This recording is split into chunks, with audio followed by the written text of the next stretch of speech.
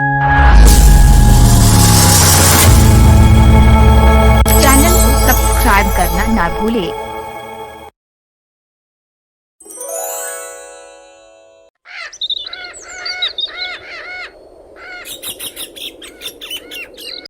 कड़ाके की सर्दी ने हरिपुर को जकड़ रखा था। धुंध इतनी घनी थी कि मनीराम के घर के बाहर किसान खड़े कांप रहे थे। गोदाम रुई से भरे हुए थे, लेकिन गांव वालों के बदन पर कपड़े फटे हुए थे।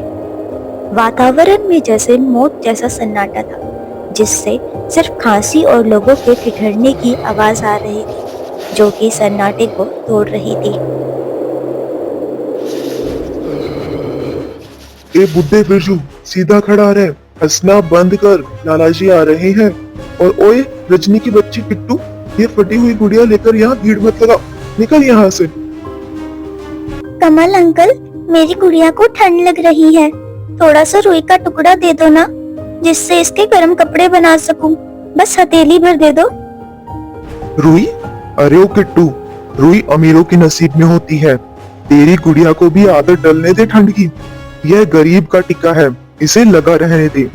कमल, इन सबको हटा यहाँ से, सेठ विमल आने वाले हैं और ये सारी रुई आज ही शहर जाएंगी। लाला जी, रजाई तो दूर, कफन भी नसीब नहीं होगा हमें आपके रहते। खून पसीना हमारा, मजे आपके, भगवान सब देख रहा है। इस ठंड में अगर कोई बच्चा मर गया तो उसकी हाय ले डूबेगी आपको। भगवान को भी ठंड लग रही होगी, जा उसे भी मेरी पुरानी सोल दे आ। और सुन, कल तक ब्याज नहीं आया तो अपनी झोपड़ी खाली कर देना। चलो काम पर लगो सब। चल किट्टू, रोने की जरूरत नहीं है। लाला का दिल पत्थर का है, वहाँ से कोई रुई नहीं निकलेगी और आंसुओं से पेट नहीं भरता, ना ही ठंड जाती है।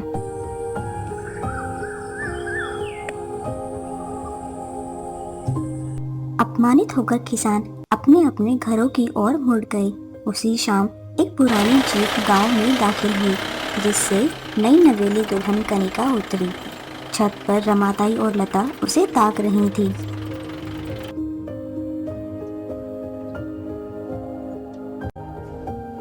देख रमाताई, आ गई नई बहू, शहर की लगती है, कितनी नाजुक है। यहाँ की बर्फीली हवाओं में तो ये फूल मुरझा जाएगा। अरे कैसी बहू, कैसा स्वागत, यहाँ खुद के लाले पड़े हैं। देखना 2 दिन में ही भाग जाएगी ये। हमारे नसीब में तो बस ठिठुरना लिखा है। सुहाग रात पर भी इसके दांत किटकिटाएंगे बेचारी के। आओ कनिका, अंदर आ जाओ। घर थोड़ा कच्चा है और ठंड ज्यादा है। मैं माफी चाहता हूँ। माफी? किस लिए? मैंने तुम्हें सुनहरे सपने दिखाए थे, पर लाया इस बर्फ के नरक में हूँ। मेरे पास तुम्हें देने के लिए एक गर्म शॉल तक नहीं है। घर कच्चा है तो क्या, दिल पक्के होने चाहिए। और सुमित जी, बर्फ पिघलती है, बस उसे थोड़ी आँच चाहिए होती है। हम वो आँच मिलकर ढूंढ लेंगे। पर माँ जी कहाँ है? वो आंगन में आग के पास है। माँ जी, आप यहाँ आंगन में क्यों लेटी हैं? वो चादर, ये चादर तो बहुत पतली है माँ जी। बहू तुम आ गई, अंदर आ जाओ बेटी। यहाँ ठंड जानलेवा है, तुम अभी नई हो, तुम्हें नजर लग जाएगी। नजर ठंड को नहीं लगती माँ जी, इंसान को लगती है। ठंड तो आपको भी लग रही है। हमारे पास रजाई क्यों नहीं है? मैंने रास्ते में देखा था, खेतों में तो बहुत रुई है, पूरा गांव सफेद चादर से ढका है, ऐसा लग रहा था। वो रुई हमारी नहीं है बहू, लाला की है। हम तो बस मजदूर है, हमने मांगना छोड़ दिया है। मजदूर है तो क्या हम इंसान नहीं? नसीब तो खुद लिखना पड़ता है माँ जी। अगर हम उसे उगा सकते हैं तो ला भी सकते हैं। मैं भीख नहीं मांगूंगी, मैं अपना हक बनाऊंगी।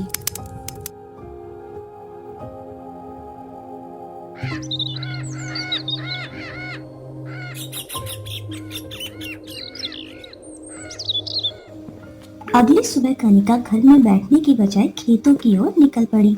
मास्टर मोहनदास बंद स्कूल के बाहर उदास बैठे थे। बहू, कहाँ जा रही हो? स्कूल तो बंद है, बच्चे ठंड में ठिठुर रहे हैं, शाही भी दबात में जम गई है, शिक्षा का सूरज इस कोहरे में डूब गया है। मास्टर जी, मैं उसी ठंड का इलाज ढूंढने जा रही हूँ। जब तक शरीर गर्म नहीं होगा दिमाग कैसे चलेगा। कनिका खेतों में पहुंची और कटाई के बाद बची कुची खराब रुई, बेकार घास और धान का भूसा चुनने लगी। तभी कमल वहाँ आधम का। ये नहीं बहू, क्या कर रही है? लाला जी के खेत से तिनका भी उठाना मना है। भैया, लाला जी ने फसल पर कब्जा किया है, कचरे पर नहीं।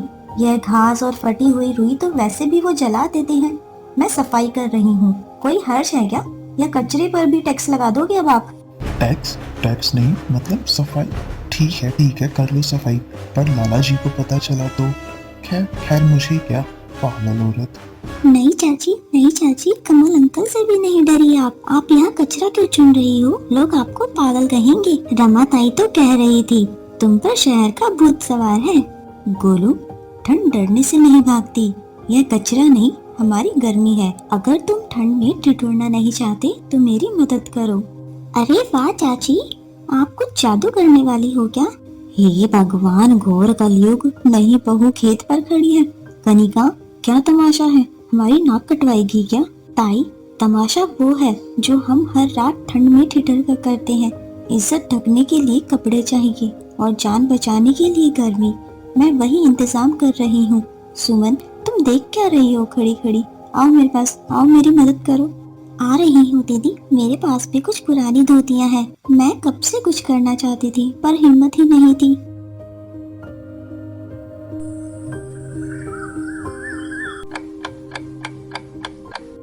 दो दिन बाद कनिका के आंगन में काफी हलचल थी। कनिका और सुमन कपड़ों को जोड़ रही थी। तभी एक बूढ़ी काकी इंदुमती वहाँ आती है।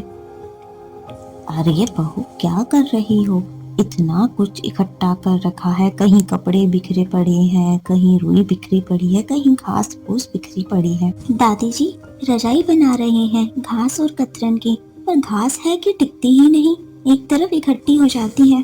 अरे पगली, घास ऐसे नहीं टिकेगी, इसमें गांठ वाला टाका लगेगा। हम पुराने जमाने में रानियों के लिए ऐसे ही रजाई बनाते थे। ला, सुई मुझे दे। बरसों बाद मेरे हाथ को काम मिला है। मेरी उंगलियां रास्ता जानती हैं। ए बच्चे, ला, मुझे घास साफ कर कर दे। दादी के किस्से और कनिका की मेहनत ने माहौल ही बदल दिया था। रजाई भी तैयार हो चुकी थी। अरे कनिका, ये रजाई है या तंबू? इतनी बड़ी? हाँ माँ जी, ये हम सबके लिए है। माँ जी, सुमित जी, आ जाइए, अब सिकुड़ने की जरूरत नहीं है। हे राम, यह तो सचमुच बहुत गर्म है। रात के सन्नाटे में जब पूरा गांव ठंड से कांप रहा था, पड़ोस की माला की छत से रोने की आवाज आ रही थी। अरे माला, तेरे घर से बच्चे क्यों रो रहे हैं? वहाँ देख, कनिका के घर से कितनी हंसी की आवाजें आ रही हैं। पूछ तो सही, क्या जादू है? कनिका, ओ कनिका, तुम्हारे पास कौन सा जादू है? लाला से ऐसा क्या समझौता कर लिया तुमने? माला दीदी, यह जादू नहीं, यह एकता की गर्मी है। दीवार फाड़कर इधर आ जाओ। रजनी दीदी, किट्टू को लेकर भी आ जाओ। शर्म छोड़ो, जान बचाओ। चलो बच्चों, आज चाची के घर सोएंगे। जैसे ही माला और रजनी बच्चों के साथ उस विशाल रजाई के अंदर घुसे, माहौल ही बदल गया था। माँ देखो, ये रजाई कितनी गर्म है। मेरी गुड़िया को भी अब ठंड नहीं लग रही। यहाँ तो बिल्कुल धूप जैसा लग रहा है। अरे सच में कनिका, तूने तो कमाल कर दिया। हाँ, साथ में सो रहे हैं तो कितनी गर्म है ये रजाई। ऐसा लग रहा है मानो अंगीठी ही चल रही हो। काश ये अकल हमने पहले ही लगा ली होती। हम ऐसे ही फालतू में ठंड में मरे जा रहे थे। माँ देखो, ये रजाई कितनी गर्म है। अब उंगलियां भी नहीं कांप रही। आज तो मैं अपना पूरा पाठ याद कर लूंगा। कनिका बेटी, तूने तो संगठन में शक्ति है का पाठ आज सच में पढ़ा दिया। चलो बच्चों, आज यही क्लास लगेगी और आज हम इतिहास नहीं भविष्य लिखेंगे। लाला मनीराम अपनी हवेली में बेचैन था। उसे गांव से आने वाली हंसी चुभ रही थी। सुन रहा है कमल, ये हंसी की बगावत है। अगर इनका डर खत्म हो गया तो मेरी हुकूमत भी खत्म हो जाएगी। मुझे ही कुछ करना होगा। चलो पटवारी के पास। लाला अपने दोस्त पटवारी को लेकर सीधा कनिका के आंगन में आ धमका।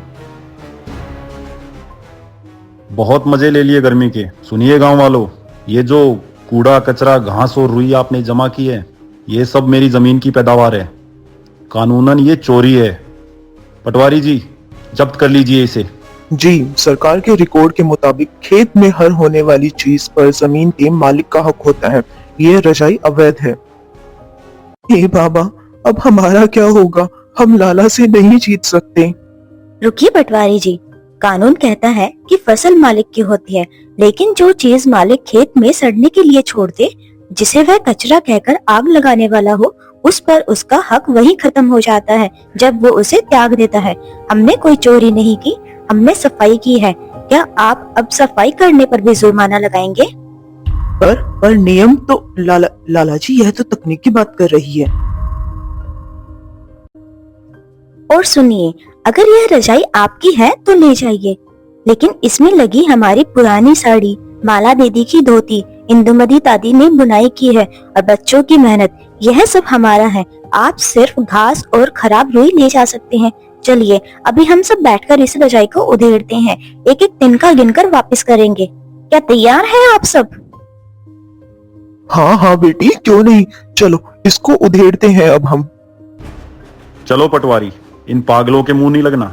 देख लूंगा तुम सबको। ये सर्दी अभी खत्म नहीं हुई है। याद रखना, जब बर्फ गिरेगी तब मेरे पास ही आओगे। ऐसे ही कुछ दिन बीत जाते हैं।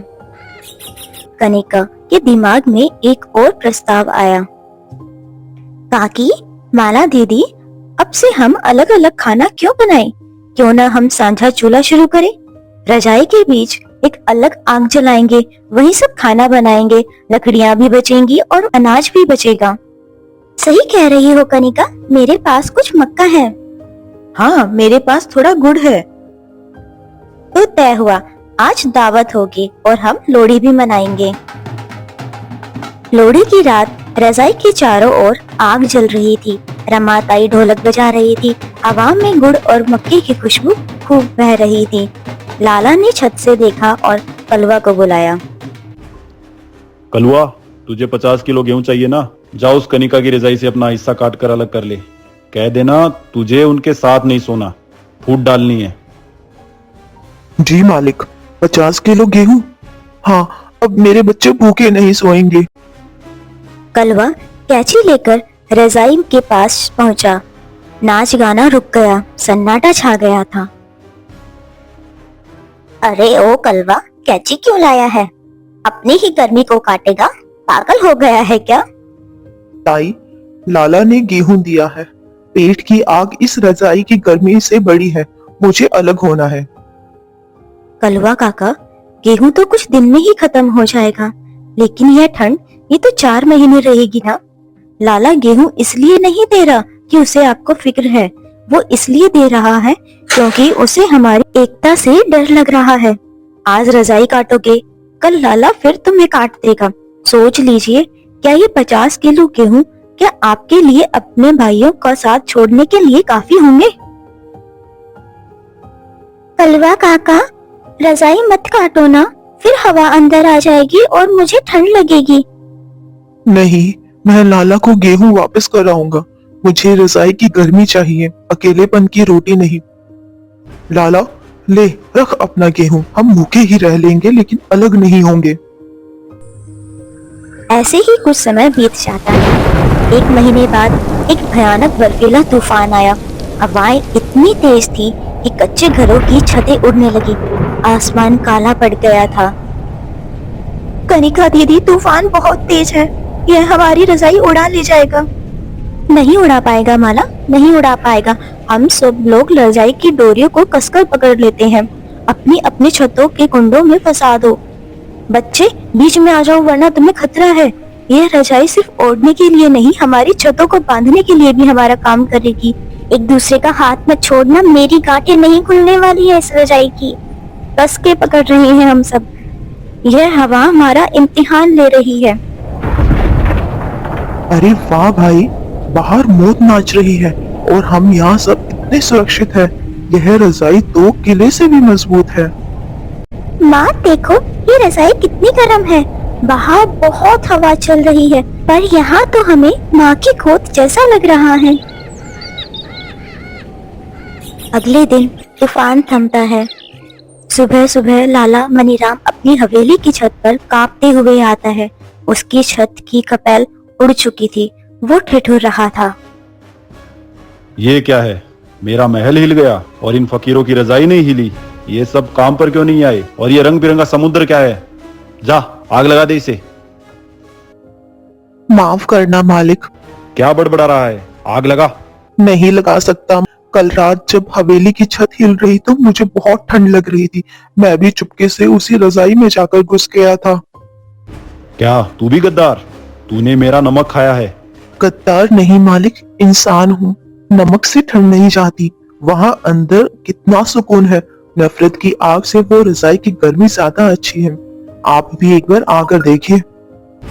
लाला गुस्से और शर्मिंदगी से नीचे आया और गुस्से में रजाई खींचने लगा, लेकिन रजाई हिली तक नहीं। और अंदर से गोलू और किट्टू ने लाला को देख लिया और बोले, लाला अंकल, आप भी आ जाओ। बाहर बहुत ठंड है। हम थोड़ा खिसक जाएंगे। देखिए यहाँ कितनी जगह है। तू मुझे बुला रही है बेटा? मैंने तुझे भगाया था। मैंने तुझे रुई नहीं दी थी। लाला जी की आंखों में आंसू आ निकले। उसका अहंकार उस एक पल में ही पिघल गया। तभी वहां शहर से रमन नाम का एक इन्फ्लुएंसर कैमरा लेकर पहुंचा। अद्भुत दोस्तों, ये 300 बीघा की रजाई नहीं, ये 300 दिलों की धड़कन है। मैंने ऐसा नजारा दुनिया में कहीं नहीं देखा।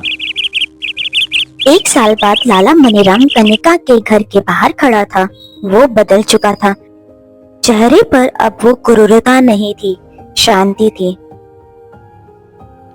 कनिका बेटी, गांव वालों से कहो मेरे खेत में काम कर ले। मैं अब वो लाला नहीं रहा। मैंने गोदाम खोल दिए हैं, जो चाहिए ले लो।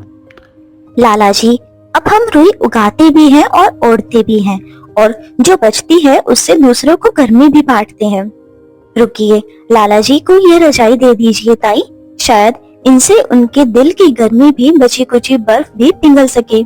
इसमें हम सबकी माफी भी सिली हुई है। और हाँ, कल सांझा चूल्हा है। जरूर आइएगा लाला जी खाना खाने के लिए। शुक्रिया बेटी, आज मुझे असली दौलत मिल गई। मैं जरूर आऊंगा। दीदी देखो, आसमान भी हमारी रजाई जैसा लग रहा है। तारे इसके बटन जैसे लग रहे हैं। हाँ किट्टू, क्योंकि आज हमने जमीन पर आसमान उतार लिया है। जब तक हम जुड़े हैं, हरिपुर में कभी भी ठंड नहीं आएगी, ना मौसम की और ना दिल की।